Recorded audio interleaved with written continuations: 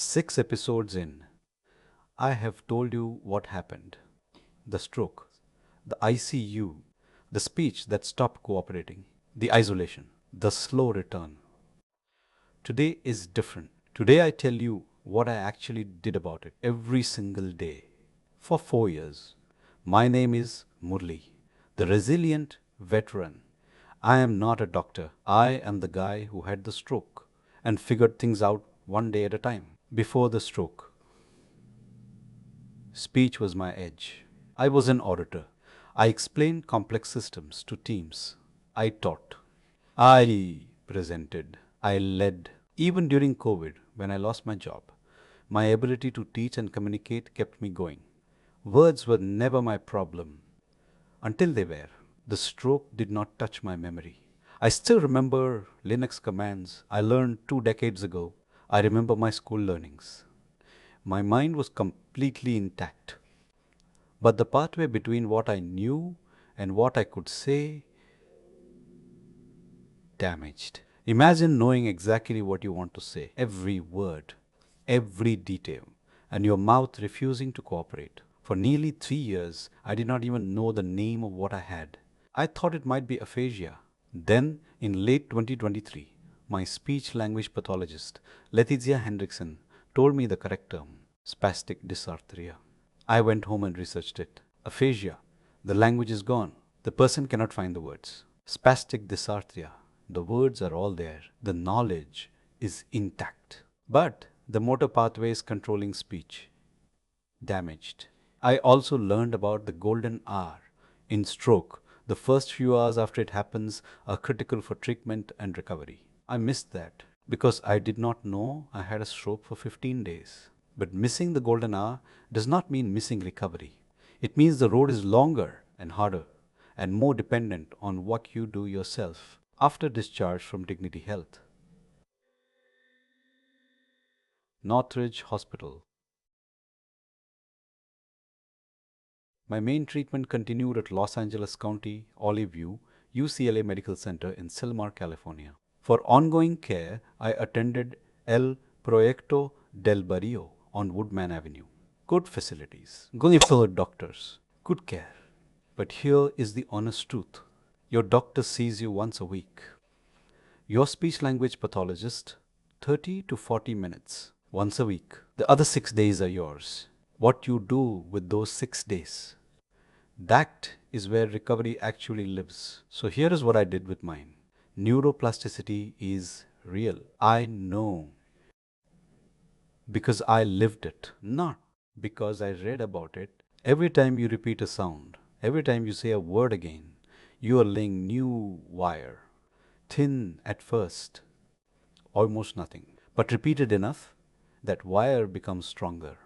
A new pathway forms around the damage, not through it, around it. That is what happened in my brain. Over 4 years, one repetition at a time. Practice one. Word repetition, not a system, not a program, my own way. I picked words that failed me, words my tongue refused, and I repeated them slowly, deliberately, until they stopped refusing. No spreadsheet, no 30-day plan, just the words that broke me, repeated until they did not. Practice 2. Reading aloud. My biggest problem was not individual words, it was continuity. Mid-sentence, my voice would just stop. So I trained specifically for that. I read English articles aloud, technology articles, medical articles, general reading, whatever interested me that day. Not for comprehension, for endurance. One paragraph, then two, then a full page. Pushing the boundary of where my voice gave out. Each week, a little further, practice 3. Tongue and lip exercises. These came from Letitia's sessions. She gave me homework every week, designed for once a week. I did it every day. That is the difference between a patient and a recovering person. A patient waits for the next appointment. A recovering person turns the homework into habit. Now, lifestyle. This part nobody talks about.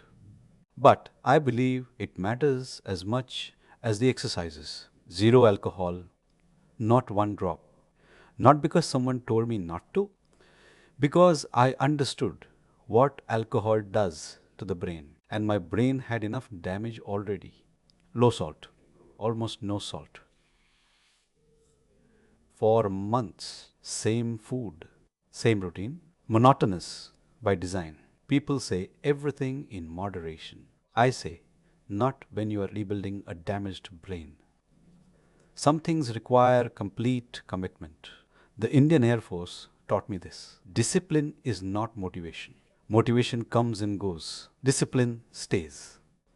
If I decide something, I do it. No compromise. No exceptions. And then the tech track. I was an infrastructure engineer. Linux, DevOps, servers, not a developer. But I started coding because learning something new creates new pathways in the brain. So I learned Python, fasting AI integration, built applications independently, self reliant, no assistance, regular effort, every day, every new skill, a new pathway, every new application, new wire laid around the damage. 4 years of this. Speech exercises, reading aloud, tongue and lip work, zero alcohol, low salt, coding, building, learning every single day. Was it enough to fully recover? No, I will be honest about that. My speech is better, significantly better, but not 100%. It may never be. And that is okay. Because recovery is not a destination, it is a direction. You do not arrive at recovered, you keep moving toward it every day. The doctors will give you the map, the therapists will give you the exercises. But the 6 days between appointments, those are yours. What you do with them is entirely up to you. I believe in destiny. I do not know what is in store for me. But I believe God had a reason to delay my departure. That is why I was given a third chance. Very few people get that. First, a heart attack at 29, then a stroke at 49. 20 years apart. Survived both. Still here, still building. I am Murli, the resilient veteran. Subscribe. Because this story is just getting started.